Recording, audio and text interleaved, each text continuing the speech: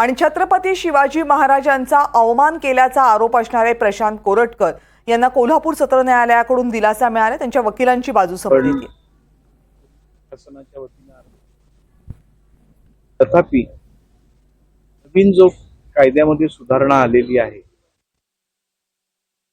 पुढच्या ऐवजी भारतीय न्याय संहिता आलेली आहे, त्याच्यामध्ये पूर्वी जी तरतूद होती आरोपीला हजर ठेवण्याविषयी, तरतूद आता काढून टाकलेली आहे। ती तशी तरतूद नसल्यामुळे कोर्टाने तो आपला अर्ज जो होता तो नामंजूर केलेला आहे आणि या जामीन अर्जाची अंतिम सुनावणी 17 तारखेला ठेवलेली आहे। 17 तारखेला या जामीन अर्जावर सुनावणी होईल आणि कोर्ट आपला जो अंतिम निर्णय असेल तो देईल।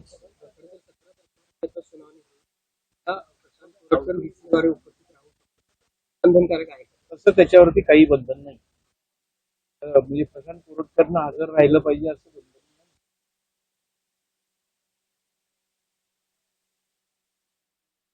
नाही। असं काही नाही, कारण पूर्वीच अंतरिम जामीन अर्ज मंजूर केलेलाच आहे कोर्टाने।